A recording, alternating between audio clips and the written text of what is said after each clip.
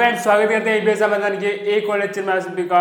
और जो हमारा चला था सेमेस्टर सेकंड सेमेस्टर की बात करें, यूनिट नंबर 3 के तहत हमारे प्रावस्था सामने चल रही थी फेज इक्विलिब्रियम।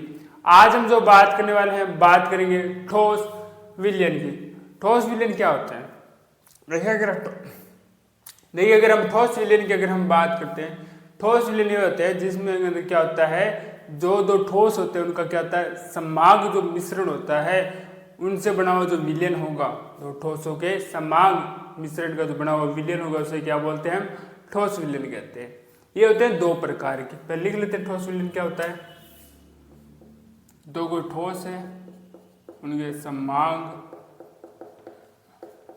मिश्रण, ठीक है, दो ठोसों का समांग मिश्रण दो प्रकार से होते हैं। एक तो होगा सर्वांग विलयन, एक असर्वांग विलयन की हम बात करने वाले हैं, ठीक है।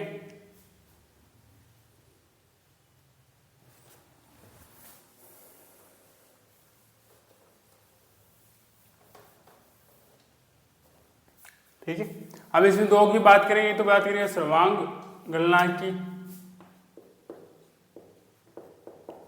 एक इसमें बात करेंगे हम असर्वांग गलनांक की,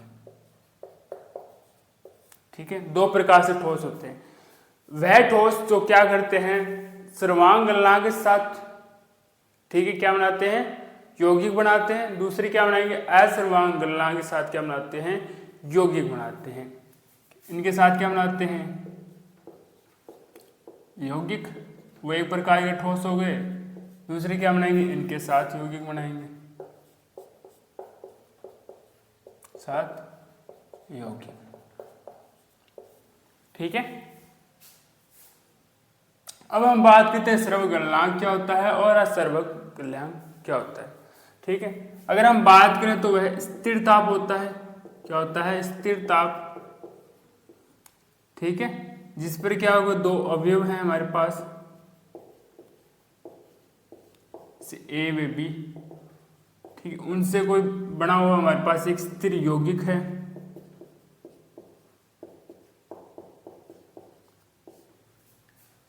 ठीक है, जो क्या हो, पिघलता हो,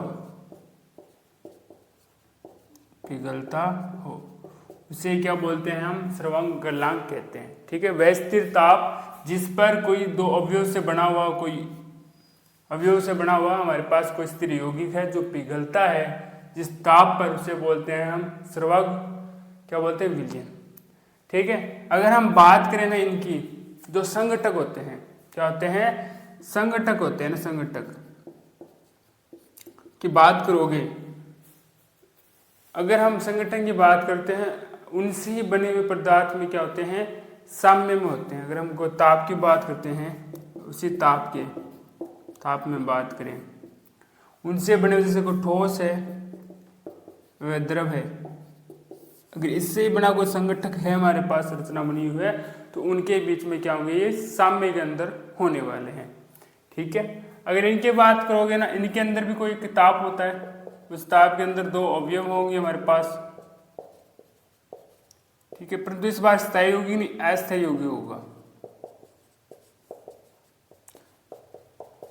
अस्थायी यौगिक होगा, और उस ताप को हम क्या बोलते हैं, असर्वक गलनांक कहते हैं, ठीक है। इनसे क्या होगा, जो हम संगठन की बात करेंगे और ताप देंगे ना, ताप, तो उसके अंदर साम्य में नहीं होगा। इससे क्या होगा, एक नया पदार्थ बनेगा। क्या बनता है, एक नया पदार्थ बनेगा, और वो नया पदार्थ जिसे संगठक बना हुआ है, वो तीनों क्या होंगे, एक दूसरे के साथ साम्य के अंदर होंगे। क्या होंगे, वे एक दूसरे के साथ क्या होंगे, साम्य के अंदर होते हैं। इसकी अगर बात करोगे ना, अस्थायी यौगिक क्यों होते हैं, क्योंकि यह गलनांक जो मैं दिया उससे पहले क्या होते हैं, उससे पहले क्या हो जाते हैं, विघटित, क्या हो जाते हैं, विघटित हो जाते हैं। ये क्या होता है, एक निश्चित गलनांक होगा, उस पर पिघलता है या विघटित होता है, पर उससे पहले जो दिया हुआ गलनांक उससे पहले क्या होता है, विघटित होते हैं, ठीक है। ये द्रव जिस पदार्थ से मिलकर उनके बीच में साम्य में होते हैं, परंतु जब ये इनकी बात करोगे, जब ये पिघलता है और गलित अवस्था में आएगा, और इसके दो संगठक पदार्थ और हैं, उन तीनों के मध्य साम्य के अंदर आपको दिखाई देते हैं, ठीक है। अगर हम इसमें बात करें Mg और जिंक, मैग्नीशियम जिंक वाले तंत्र की अगर बात करें, तो देखिए ये दोनों दोनों क्या हमारे पास ठोस है, और ये ठोसों से हमारे पास एक यौगिक बनता है जो हमारे पास है मैग्नीशियम जिंक 2। ठीक है, मैग्नीशियम जिंक 2 बनता है। पहले हम देखते हैं इस यौगिक का टेम्परेचर, देखते हैं ताप, देखते हैं कि ये स्रवक गलनांक वाला है या स्रवक गलनांक वाला है। ठीक है, इसके लिए पहले ताप को देखते हैं। ताप होता है, ठीक है, जो गलनांक को बता रहा होता है। अगर इसके अगर टेम्परेचर की बात करोगे ना, तो इसका टेम्परेचर जो ताप है, यहाँ पर क्या जिंक का जो टेम्परेचर है वो है 420, और अगर मैग्नीशियम की बात करें जो गलनांक पॉइंट है 650, उनके बीच का कहीं टेम्परेचर आपको दिख जाता है 590। ठीक है, अगर हम देखते हैं ना, जब ये यौगिक है हमारे पास जो बनाया हमने, ये जब इसको हम गलित करते हैं ना, तो क्या होता है कि जब टेम्परेचर आ गया मध्यम में आ चुका है इनके, ठीक है, तब ये क्या हो जाता है स्थायी यौगिक हो जाता है। क्या हो जाता है स्थायी यौगिक, जिसमें क्या होगा संगठन में कोई परिवर्तन नहीं होगा, परिवर्तन नहीं होगा, बिना संगठन में परिवर्तन हुए क्या होता है ये पिघलता है। क्या होता है पिघलता है। कोई भी संगठन में परिवर्तन नहीं होगा, स्थायी यौगिक होगा, मध्य का इसका टेम्परेचर है, जिसको हम क्या बोलते हैं, इसी जो ताप को क्या बोलेंगे स्रवक गलनांक है। क्या कहते हैं स्रवक गलनांक इसको कहते हैं। ठीक है, ये स्थिति में देखने को मिल जाती है। इसके बाद हम देखते हैं हमारे पास एक रेखा आपको दिखाई देगी डी डी डैश। कौन सी दिखाई देगी डी डी डैश आपको दिखाई देगी। जब हम डी डी डैश की हम बात करते हैं, इसके दो भाग हैं। एक जो आप देखोगे हमारे क्या है बायां भाग, एक हमारा आपको क्या दिखाएगा दायां हाथ का, दाएं हाथ का भाग, और एक बाएं हाथ का भाग। जब हम बाएं हाथ के भाग वाला जो भाग है, जो बायां भाग है इसका डी डी डैश वाला, उसके अंदर देखोगे ना, तो एक तो आपको जिंक दिखाई देगी, और एक जो हमारे पास यौगिक है उनके मध्य के साम्य को बता रहा है। कौन डी डी डैश। ठीक है, इसके साम्य को बता रहा है ये, इसका जो बायां वाला भाग ये वाला किसको बता रहा है मैग्नीशियम और मैग्नीशियम जिंक 2 के बीच क्या दर्शा रहा है साम्य को दर्शा रहा है। कौन बाएं वाला भाग। जबकि जो दाएं वाला जो भाग है वो किसके बीच को साम्य को दर्शा रहा है जिंक और मैग्नीशियम जिंक 2 जो बना यौगिक है उनके बीच साम्य को। अगर हम दाएं वाले भाग की अगर हम बात करें तो ये मैग्नीशियम और इससे बना हुआ जो यौगिक है ना उनके बीच साम्य को प्रदर्शित कर रहा है। ठीक है, अब इसके अंदर देखिए दो आपको रेखाएं दिख जाती है इस प्रकार से DC, और यहाँ पर दिख जाती है आपको BE। DC और क्या दिख जाती है BE दिख जाती है। ठीक है, DC क्या बता रहा है देखिए, पहले इसका गलनांक कोण कितना था 590, फिर जो घटकर कितना रह जाता है यहाँ पर 5C बिंदु पर आ जाता है। ठीक है, तो ये क्या दर्शा रहा है, ये दर्शा रहा है जो जिंक है ना, जिंक का जो पहला तो गलनांक कोण कितना था 590, घटकर क्या दर्शा रहा है कम हो रहा है, तो ये क्या दिखा जिंक के हिमांक के अवनमन को या अवनमन को सिर्फ प्रदर्शित कर रहा है, अवनमन को प्रदर्शित कर रहा है, हिमांक के अवनमन को प्रदर्शित कर रहा है। ठीक है, फ्रीजिंग पॉइंट या इसको हम कहते हैं गलनांक के अवनमन को प्रदर्शित कर रहा है। और अगर BE की बात करें, ठीक है, ये मैग्नीशियम के हिमांक होता है उसके अवनमन को प्रदर्शित कर रहा है BE। ठीक है, अगर यहाँ पर आप देखते हैं D वाला बिंदु, D वाले बिंदु की आप देखते हैं तो हमें दो प्रावस्था दिखने को मिल जाती है। कौन सी, एक तो हमें मिल जाती है द्रव, वह एक तो मिल जाती है गलित। कितनी प्रावस्था देखने को मिल जाती है, दो प्रावस्था देखने को मिल जाती है। इन दोनों ही प्रावस्था के अंदर देखोगे ना, इन दोनों ही प्रावस्था की अगर हम देखें तो इसके अंदर संगठन में कोई भी परिवर्तन नहीं हो रहा है। किसमें परिवर्तन नहीं हो रहा है, संगठन के अंदर किसी भी प्रकार का परिवर्तन आपको नहीं दिखाई दे रहा। एक अवयव तंत्र है, क्या है, एक अवयव तंत्र है, अर्थात डी क्या है यहाँ पर अचर है, जो किसी पर भी निर्भर नहीं करेगा, ना टेम्परेचर पर निर्भर करेगा ना संगठन पर निर्भर करेगा। ठीक है, डी यहाँ पर क्या एक अचर है जो टेम्परेचर पर निर्भर नहीं कर रहा है, क्योंकि दोनों प्रावस्था में संगठन तो समान है इसका, और इसका जो हम बात करें टेम्परेचर भी समान है, तो ये अचर है। इसके हिसाब से जो डी है एक वो, और अगर हम बात करें यहाँ पर ए व बी की भी बात करते हैं, किसकी बात करते हैं, ए व बी भी क्या है अचर है। क्या होती है, ए व बी भी क्या अचर है, डी भी यहाँ पर क्या है अचर राशि +2। ठीक है, हमने संगठन क्या हो, अगर मैं बात करूँ एक के कहीं पर और प्रावस्था 3 है, और अगर इसको हल करें तो इसकी वैल्यू कितनी आती है, 0 आती है। ठीक है, अचर का तात्पर्य हो गया कि वहाँ की स्वतंत्रता इक्वलिटी कितनी होती है, 0 होती है। कितनी होती है, स्वतंत्रता की इक्वलिटी होती है वो क्या होती है, 0 होती है वहीं पर। ठीक है, क्या होती है, सी व ई कौन से बिंदु दिखाई देंगे, एक तो आपको सी दिखाई दे रहा है, एक क्या दिखाई देगा आपको ई, दोनों क्या है यहाँ पर यूक्टेक्टिक बिंदु है। ठीक है, अर्थात यहाँ पे कह सकते हो 3 प्रावस्था साम्य केंद्र है, 3 प्रावस्था क्या है, साम्य केंद्र आपको दिखाई देगी। कौन कौन से, अगर मैं सी की अगर बात करोगे तो यहाँ पर आपको मैग्नीशियम, जिंक, ठोस, और एक प्रावस्था और बात करें जो हमारे पास जो गलित Mg जिंक 2 की अगर आप बात करते हैं, ये 2 प्रावस्था। ठीक है, अगर हम बात करें ई की, ई के अंदर आपको दिखाई देगा एक तो मैग्नीशियम ठोस, दूसरा दिखाई देता है यौगिक वे गलित द्रव, ये क्या दिख जाते हैं आपको, साम्य केंद्र यहाँ पर इस यूटेटिक केंद्र के अंतर्गत। एक एक्स और एक एक्स डैश की बात करेंगे।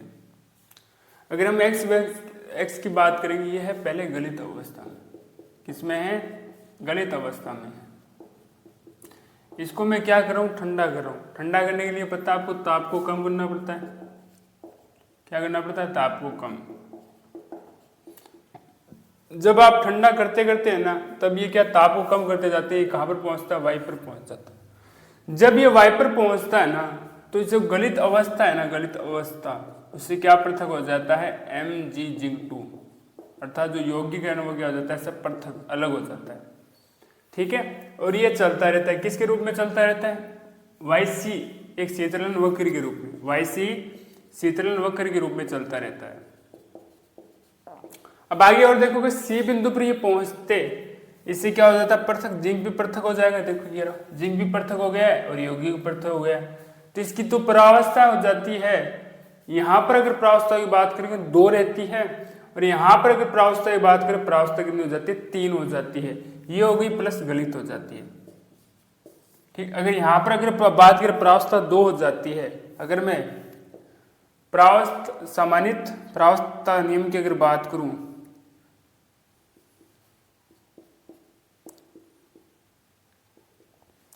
तो प्रावस्था कितनी थी यहाँ पर 2। ठीक है, और हम बात करें संगठन की बात कर देते हैं, इसकी वैल्यू 2 ही है संगठन। तो एफ डैश की बात करोगे तो यह क्या रहती है, एक चर रहती है। क्या रहती है, एक चर रहती है, और ये किसी पर निर्भर नहीं करने वाले। ठीक है, अगर यहाँ पर मैं और बात करूं, यहाँ पर आप ना तो ताप और घटेगा, यहाँ पर घटने वाला है, नहीं घटेगा, ना ही कोई संगठन में परिवर्तन होगा, परिवर्तन में नहीं होगा। इसी प्रकार से हम देखते हैं एक्स डैश को। ये हमने किसके लिए बात की थी, ये हमने जिंक के लिए, ये हमने मैग्नीशियम के लिए बात कर रहा हूँ। अगर मैं एक्स डैश को ओवर कम करता हूँ गलित अवस्था में, इसको मुझे ठंडा करना है, ठंडा करने पर वाई डैश पर पहुंच जाता है, 2 प्रावस्था पुनः यहाँ पर रह जाती है और पृथक हो जाएगा। क्या पृथक हो जाएगा, जो हमारे पास जो यौगिक है वो पृथक हो जाएगा। फिर इसको धीरे धीरे करता हूँ, वाई ई डैश, ई के वक्र के रूप में आगे बढ़ता है, शीतलन वक्र के रूप में आगे बढ़ता है, ई पर पहुंच जाता है। इससे क्या हो जाता है, मैग्नीशियम अलग हो जाएगा, यौगिक भी अलग हो जाता है। यहाँ पर अवस्था रहती है 3। यहाँ पर भी क्या होता है, इसके आने के पुनः बाद में ना तो टेम्परेचर के अंदर कोई परिवर्तन होता है, ना ही कोई संगठन के अंदर परिवर्तन होता है। तो इस प्रकार से हमारे पास क्या था, मैग्नीशियम जिंक तंत्र था। तो एक बार इतना नोट डाउन कीजिए, फिर हम आगे वाले तंत्र के बारे में बात करने वाले हैं। बात करेंगे FeCl3H2 तंत्र के बारे में बात करने वाले। देखिए इससे पहले हम देखते हैं यहाँ पर आपको फेरिक क्लोराइड, इसकी कुछ देखो विशेषताओं की हम बात करते हैं। फेरिक क्लोराइड, जो फेरिक क्लोराइड है ना, फेरिक क्लोराइड जो विभिन्न संगठन के साथ होता है, विभिन्न संगठन के हाइड्राइड बनाता है। क्या बनाता है? जो फेरिक क्लोराइड होता है भिन्न भिन्न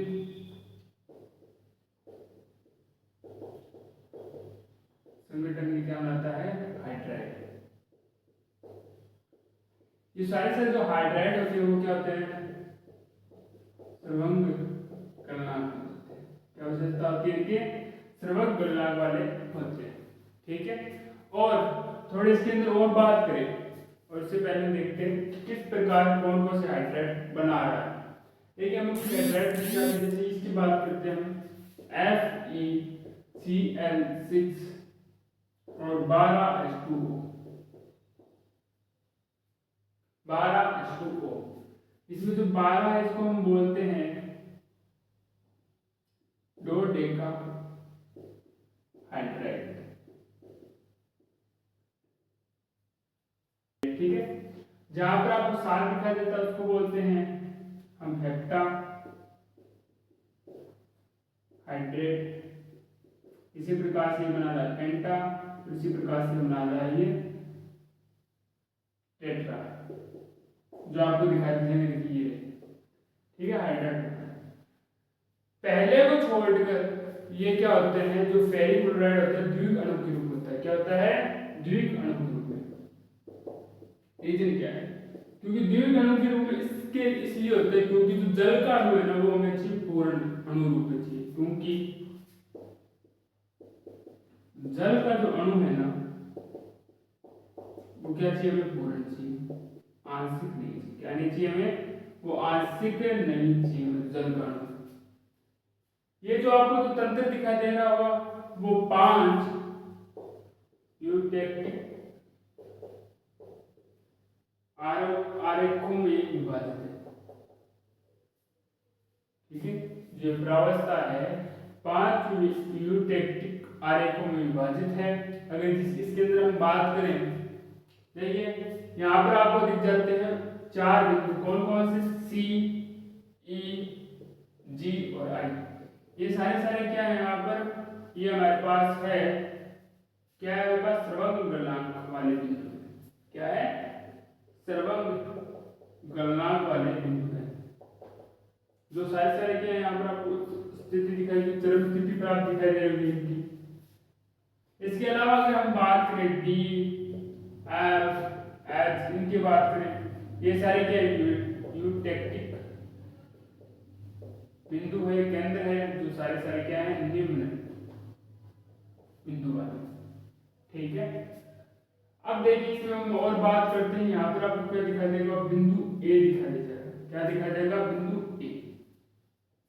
जब बिंदु ए की हम बात करते हैं, जब इसके अंदर हम क्या मिलाते हैं, फेरिक क्लोराइड बनाते हैं और क्या बना देते हैं, इसका विलय बनाते हैं, तब इसका क्या होता है, जो गलनांक है ना, गलनांक वो क्या होता है, कम होता है। और ये जो AP है टेम्परेचर को कम होता है आपको दिखाई देता है। क्या होता है? एक भी आपको यहाँ पर कम होता दिखाई देता है। अब जो बात करने वाले हैं, बात करेंगे यहाँ पर बिंदु A की। इसकी बात करने वाले हैं, बिंदु A की हम यहाँ पर बात करने वाले हैं। जब बिंदु A को यहाँ पर देखते हैं ना, तो बिंदु यहाँ पर A क्या है, क्या विशेषता है? सामान्य यहाँ पर वायुमंडलीय दाब है, मंडलीय क्या है, दाब है। ठीक है, और जिसका क्या होता है, माप 0 डिग्री सेल्सियस पर है। कौन सा? बिंदु ए। बिंदु ए क्या है, सामान्य दाब है, दाब वह हिमांक क्या बात करो 0 डिग्री सेल्सियस है उस पर उपस्थित है, हिमांक है। अब इसके अंदर हम क्या करते हैं, FeCl3 इसके अंदर मिलाते हैं। जब आप मिलाते हैं तो निश्चित संघटक क्या मिल जाता है, हमें विलयन मिल जाता है।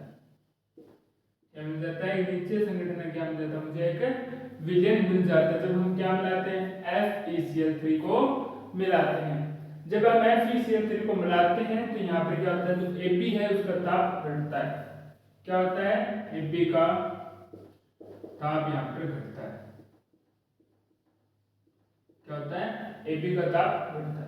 अब जैसे जैसे हम क्या करते हैं, दाब को स्थिर रख देते हैं। गैस फर्स्ट क्या होता है, गैस फर्स्ट की हम बात करेंगे, हम क्या करेंगे, दाब को स्थिर, दाब को स्थिर रखिए, ताप में क्या करेंगे, परिवर्तन।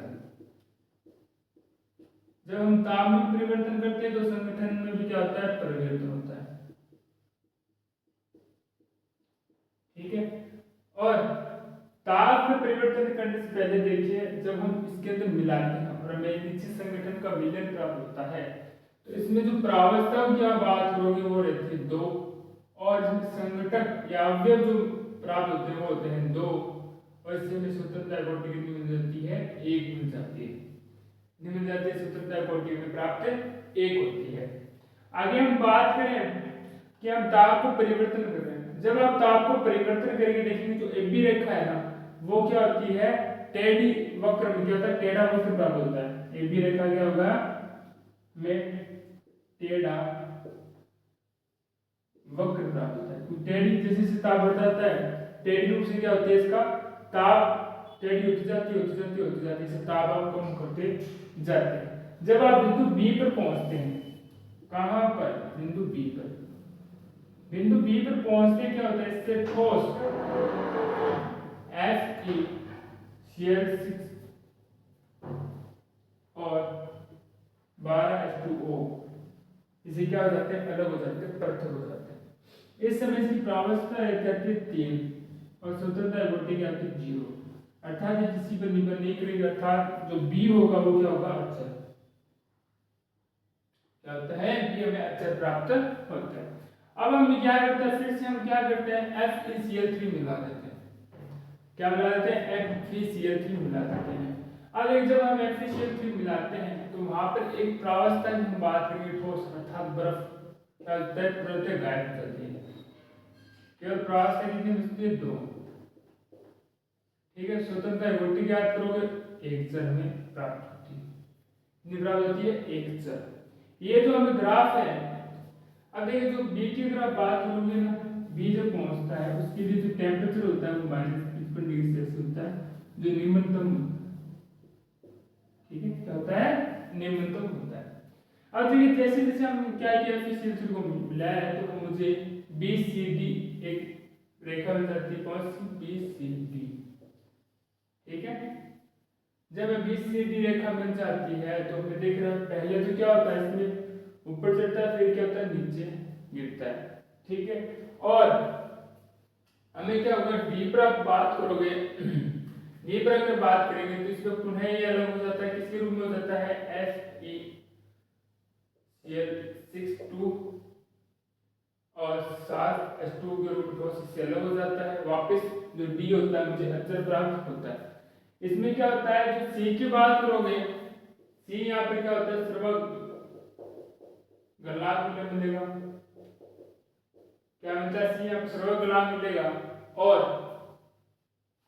जहां पर क्या होगी, 2 प्रावस्थाएं, कौन सी, ठोस व द्रव क्या होगी, यहाँ पर समान, सर्वग गलनांक का पर्याप्त, ठोस व द्रव जो प्रावस्था है वो 2 समान प्राप्त होगी। ठीक है, और यहाँ पे 2 वक्र 2 ट्राई CB व CD में जो क्या दर्शा रहे हैं, इनके सर्वग गलनांक में अवनमन को प्रदर्शित करें। किसको प्रदर्शित करें, हिमाग में अवनमन को। यहाँ पे क्या प्रदर्शित करते हैं, हिमाग में अवनमन को प्रदर्शित कर रहे हैं, अर्थात पहले इनका जो हिमाग फ्रीजिंग पॉइंट और कुछ था, फिर हम जब इसमें कुछ ऐड करते हैं, FeCl2 फेरिक हाइड्रेट जब एंट्री करते हैं तो इसके अंदर क्या होता है कि इसका जो हिमाग है वो क्या हो जाता है, चेंज हो जाता है, परिवर्तित हो जाता है। इसी प्रकार से इसके भिन्न भिन्न प्रकार के सर्वग गलनांक और जो अचर बिंदु है वो सारणी में आपको स्क्रीन पर दिखाई दे जाएंगे, उनको आप क्या कर लीजिए, अच्छे से नोट डाउन कर लीजिए। आशा करते हैं आगे लेक्चर आपको अच्छे समझ में आया होगा। फिर भी मैंने कहा, कोई डाउट्स रहते हैं तो कमेंट में लिख दीजिएगा। आने वाली क्लास के अंदर जरूर दिया जाएगा। मिलते हैं आपको एक और नए टॉपिक एक और नए लेसन में, तब तक के लिए धन्यवाद।